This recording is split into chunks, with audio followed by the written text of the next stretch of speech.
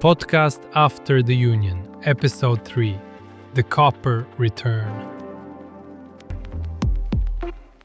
Imagine this scene. The center of one of the most developed cities in the world. A trendy coffee shop owner is nervously writing down orders on a scrap of paper. A line of IT specialists and modern citizens. Just yesterday, they were proud to pay for their flat white with their faces. You just smile at the terminal camera and biometric magic confirms the payment. Today, you can smile at that camera all you want. You can tap your card or phone anywhere without connection. The terminal is just a useless piece of plastic. Only cash is back in use. Crispy banknotes that don't depend on cloud services. It looks like a fantasy. We usually think that progress is a straight line going up, from the telegraph to the smartphone, from wires on poles to invisible waves. But right in front of us, this line is breaking. Hi, this is the After the Union podcast. I'm Sasha Levkin, and we continue to be amazed by how time moves us in circles. In the last episode, we saw this with languages. From not understanding why to learn English in Soviet isolation, we came to a point where learning a language is not necessary again. But now, because of smart devices and AI, our lazy brains are happy to stop trying because technology translates everything for us. But today, we look at a turn that is even more strange. Something that seemed to disappear forever is suddenly a question of survival. I'm talking about the landline phone. You remember, connected to the wall with the rotary dial and that static sound in the handset. We will continue to look at these strange turns of technical anti-progress, but first, a quick note on why I am doing this. In this podcast, I use personal stories to understand how Russia arrived at its current state, and most importantly, to guess where it's going in the future. But this podcast is also a showcase for my work. I've been in video production for over 20 years, and now I create content using this experience and AI. So here, I'm looking for both like-minded people and clients. I will tell you more about how exactly I can be useful later, but now, back to our next rhyme of the past. It's the year 2026. We are all already part of the matrix of smartphones and social networks. And suddenly, I see the news. According to statistics, in the center of Moscow, the demand for landline phones grew by hundreds of %. Later, I found out, it's not just the capital. Requests for landlines are growing all over the country for several months now. And here's another surreal detail. Do you know what is the most popular and rarest item in bookstores now? Road maps. Huge paper atlases that we last opened maybe 15 years ago. It's the center of the city, but there's no internet and navigation is dead. Drivers are either risking their lives trying to read small text on a map on the steering wheel while driving, or they stop at every intersection to check the paper atlas for the next turn. The modern city has turned into a labyrinth without the help of a digital GPS. The system of government services is even worse. People in Moscow are used to the digital government portal. It's like a digital Olympus where you get any document in 2 clicks without leaving the sofa. But when the internet goes down, the magic disappears. Now, to get a service, you must go to the office in person. There you find those legendary lines from the past, where people write their names on a piece of paper to make a waiting list. Guess what service is the most popular in those lists now? No, not a passport for traveling abroad. People are standing in lines to apply for a landline phone installation for their office or apartment. I have lived outside of Russia for 4 years now. So sometimes it feels like all these events, caused by the lack of internet, are just a bad joke. It seems like it's better to stop following the news from home if you don't live there anymore. But this news, the speed of political and social changes and their absurdity, they don't let you disconnect. Sometimes you just want to unsee the news from Russia. And I'm not the only one who feels this. I see that people, both those who left and those who stayed, don't have the strength to ignore what is happening. Because we are truly living in a historical era. Unfortunately, in a bad sense of this word. A started war, an inhumane political regime, and a return to Soviet settings. This era of change in Russia is happening with a huge Russian scale and Russian surrealism. It feels like the whole world is watching with shock and fear. So, let's go back to the phones. Why, in the era of smartphones and social media, did people start waiting in lines for prehistoric technology? The answer is blocking. The authorities shut down mobile signals in entire districts, especially in the centers of big cities. Officially, it is to fight drones. Drones use cell towers for navigation. They literally see the towers of mobile operators to understand where they are. To blind them, the special services turn off the radio signals for everyone. But I think there is a second reason: censorship.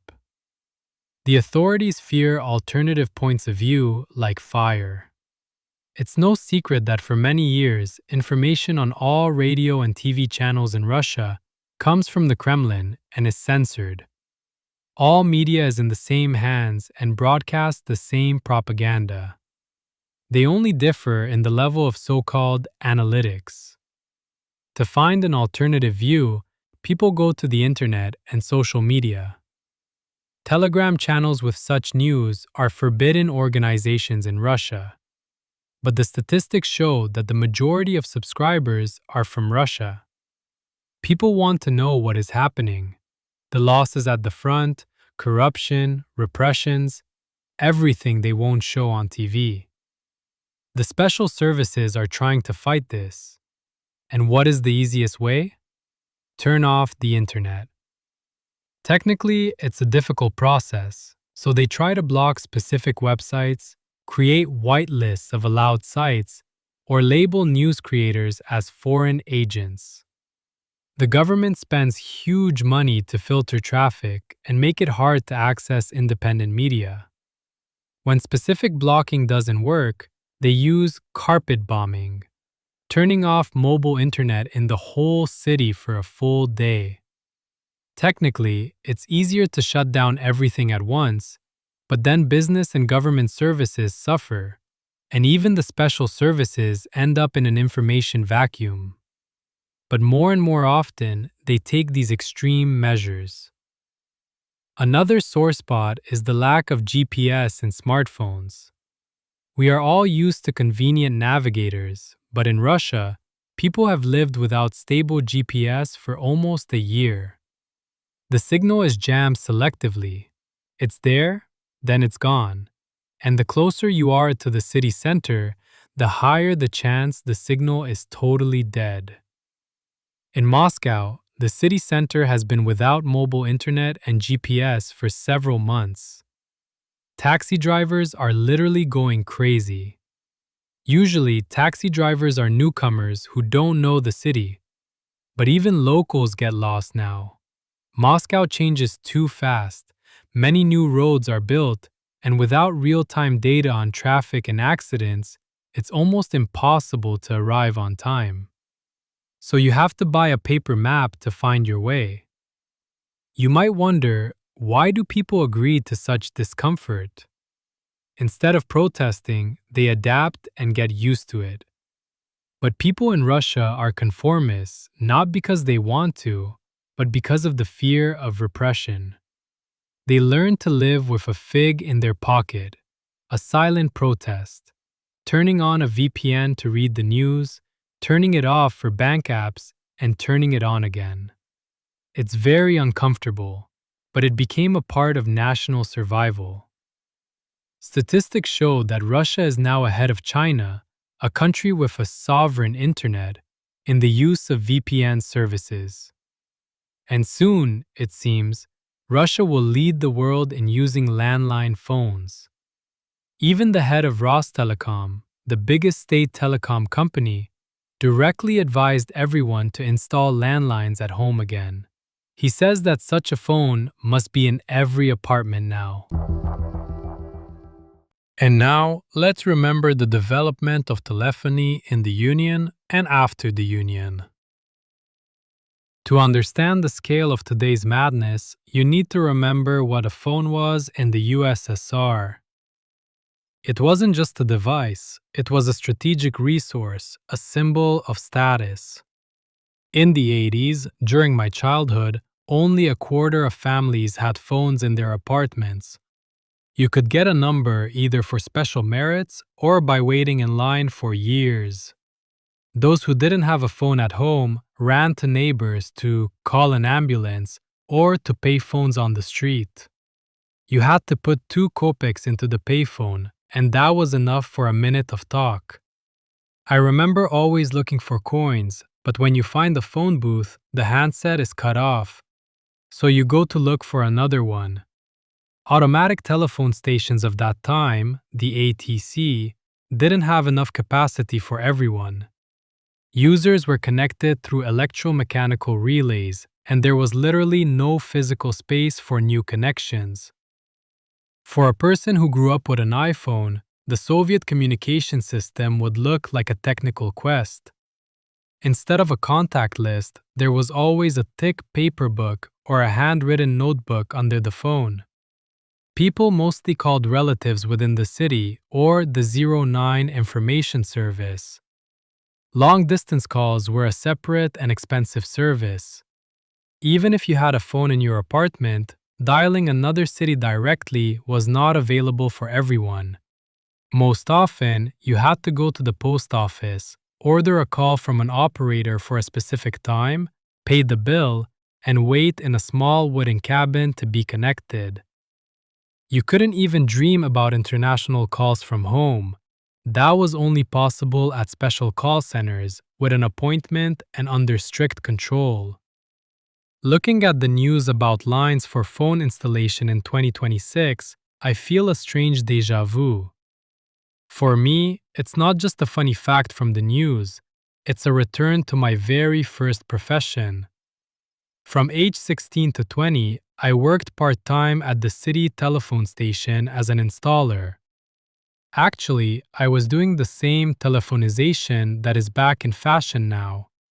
I installed phones for people who had waited for years. It wasn't a boring job. Every order was a creative task. I had to study the landscape, find the nearest distribution box, and plan a route to the client using as little cable as possible. Saving resources was a strict rule back then. The cables were different, armored and expensive for the street, simpler for the attics, and inside the apartments, we used the thinnest 2-wire cable called lapsha, or noodle wire. The routes were often extreme. We pulled lines through underground wells, over roofs, on poles, or nailed them directly to the walls of houses. If the order was for an apartment, I often worked alone. I had a routine: go down into the telephone well, connect the wire to the box on the first floor, and pull it up through the building. The most careful work started inside. You had to nail the noodle wire along the floorboard to the socket, millimeter by millimeter. People waited for this moment so long that they were ready to give you tea all day while you drilled the concrete. One installation could take from a couple of hours to a whole working day. But for big objects, like new office buildings, we went as a team. I remember one quest that almost ended in tragedy. We had to provide phones for an office, but the nearest connection point was 3 kilometers away, and a maximum security prison was right in our path. The only way to pull the cable was along the inner side of the first prison wall. After a long negotiation, we were allowed inside, right into the most restricted area, the patrol strip where even guards are not allowed to walk. We worked at a height of 3 meters, nailing the cable to the brick wall, while sentries with machine guns watched us from the towers. In the middle of the day, we went for lunch, and when we came back, the guard had changed. One of the soldiers on the tower had not been warned. Imagine the picture. He sees two guys in work clothes, which look very similar to prison uniforms, walking calmly through the restricted zone. He immediately pointed his gun at us and was ready to shoot. By the rules, he had every right to do so. It took several very nervous minutes and a lot of screaming to convince him not to pull the trigger and to call his boss.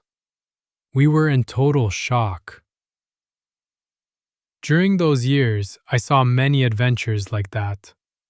Back then, in the late 90s, I thought this job was dying. Homes were getting phones and mobile signals were replacing wires. It's like today when many programmers feel that AI will push them out of the profession.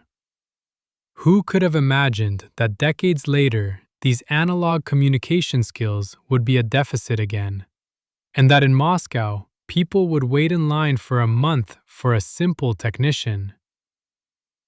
Here, I will take a break and remind you about my current profession. I create video content. I have 20 years in production, directing, editing, graphics. This is my foundation. Now, on this foundation, I build new projects using AI. I help brands pack their ideas into visual images. If you need to bring meanings to life, create a promo, or a series of reels, I am here. By the way, for this podcast, I create reels where AI brings my stories to life. Check them on my Instagram. It's an illustration of my work. For complex projects, I bring in a team of professionals. Write to me, let's discuss your tasks. And now, some analog phone memories. In those years, having 2 phone sockets for one number was the height of comfort. Usually, one phone was in the hallway for official calls, and the second was in the bedroom or kitchen for private talks. They were connected in parallel, which meant one phone could listen to the conversation on the other. If you were sharing a secret with a friend, there was always a risk of hearing a click and someone's quiet breathing. At the moment you try to confess your love, your grandmother on the other phone is just checking for a dial tone. Grandmothers had the best spy school. They knew how to pick up the handset so quietly you wouldn't hear a sound. Well, how else could they know everything that is happening? And then there were crossed lines. Sometimes, because of old wires, lines would physically overlap. You could pick up the phone to call a doctor and suddenly hear a conversation of 2 total strangers. You could even join in and say, "Guys, you have the wrong number," turning it into a spontaneous conference call. Haha. But the line was vulnerable outside the apartment too. In every hallway, there were distribution boxes where technicians could connect with simple handsets and clips to test the line. So any technician, a criminal, or comrade major could witness your talk. Privacy in an analog network simply did not exist technically. Compare this with today's progress in spying. Today, to listen to your call, for example, on a satellite phone, the signal must be decrypted with a complex algorithm and then encrypted back so you don't suspect anything. It requires the power of supercomputers, not just a pair of rusty clips and an old handset. This is the real success of digitalization. But let's go back to the story of mobile phones and how they started to change our lives. In the 90s, everything exploded. Wires started to look like an ancient history. The first mobile phones appeared. Heavy walkie-talkies that knew Russians, in crimson jackets carried in leather cases on their belts. These devices had a funny defect. During a long talk, the battery became so hot that it literally burned your ear and cheek. In bars, you could see people with red spots on their faces.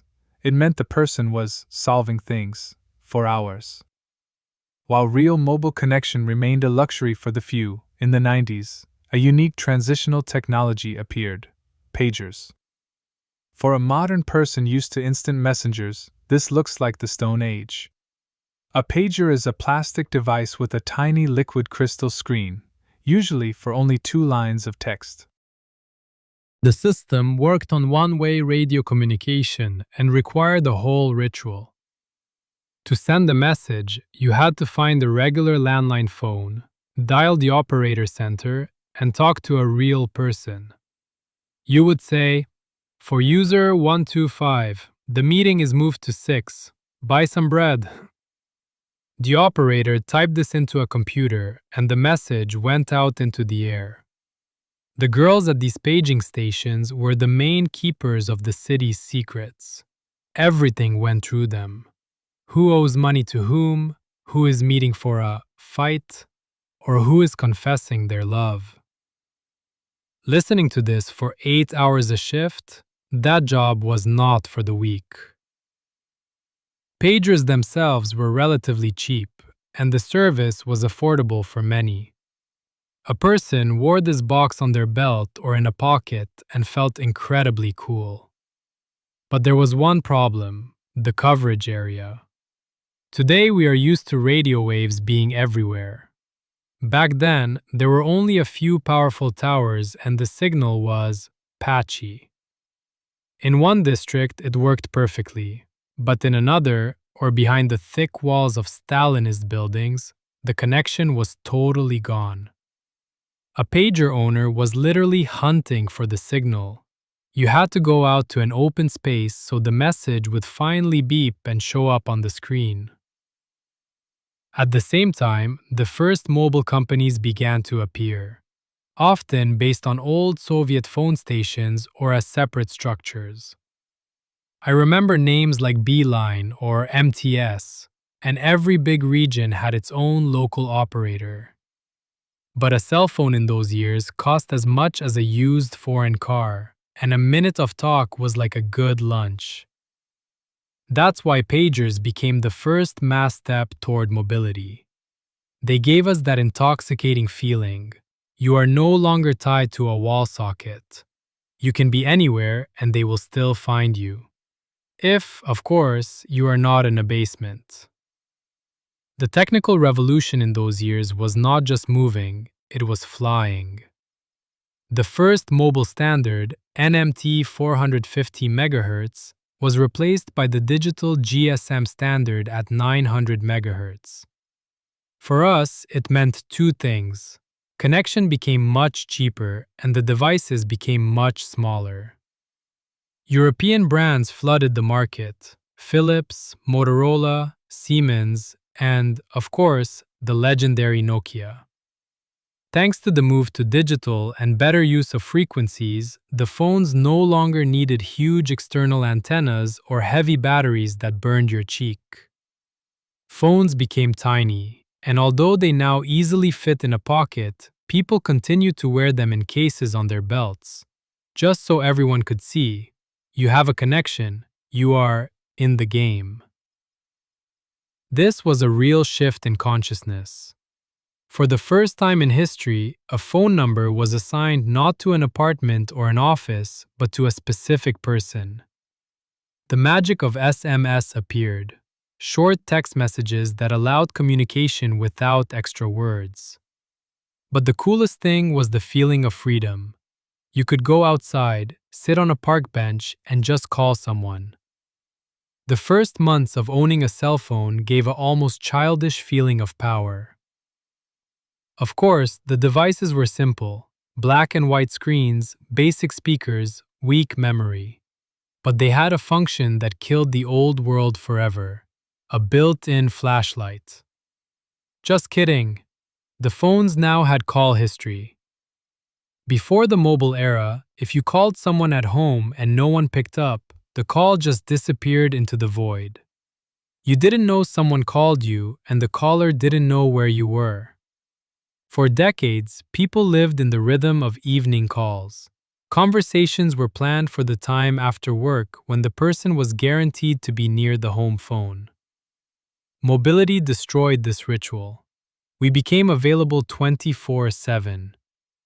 This made life easier and saved people in emergencies, but it also took away our right to be legally out of reach. There is some irony in the fact that the USSR state could not bring copper wires to every village in 70 years. People waited for a phone all their lives and died without it. And mobile towers solved this problem in just a couple of years. Grandmothers in remote villages, who were cut off from the world for decades, suddenly got the chance to hear their grandchildren's voices at any moment.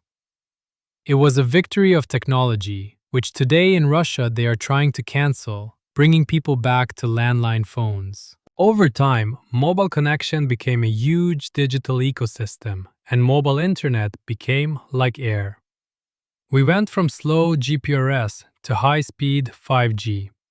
First messengers like ICQ, then WhatsApp and Telegram finally ended the era of paid SMS, turning the phone into a real computer in your pocket. But this power has a critical weakness. It completely depends on ground towers that are so easy to turn off by one order.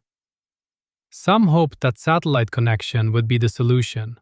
They thought it wouldn't care about jammers or ground censorship. But in reality, it's not a backdoor, but another controlled system. To buy a satellite phone in Russia today is a difficult bureaucratic quest. It requires mandatory registration in the databases of the Ministry of Digitalization and many approvals. And most importantly, there is no privacy here. By law, all satellite traffic must pass through Russian ground stations, which have had filters for a long time. So conversations through satellite are just as transparent for the special services as a regular mobile call. Still, if we put aside politics and blocking, the scale of the path we have traveled in the last 100 years is amazing. From Morse code and telegraph to satellite internet and phones that connect to orbit right from your pocket. This is an incredible technological jump. I want to believe I am wrong and soon everything will go back to normal progress. That I will wake up and realize this technical rollback is just a fantastic dream. But for now, let's record the reality. Whitelists of allowed websites, paper maps instead of navigation, and phones with wires. On TV, they explain that you don't need internet at all. They even sing songs about it. In Moscow, people now cannot get into public toilets because the doors open with a payment terminal and they don't work without a network. The authorities are seriously deciding whether to put city toilets on the white list. And in Saint Petersburg, the so-called cradle of the 1917 revolution, communism has finally arrived. Transport became free because the validators in buses just turned into useless plastic. Yeah, simple telephonization by wire will not bring back all these nice digital services. Life gives us a reason to laugh, but it's laughing through tears. We continue to be amazed by this reality. Subscribe to the podcast, watch the video illustrations on Instagram and TikTok. Look for your own rhymes of the past. Share them in the comments. We are only starting. Bye.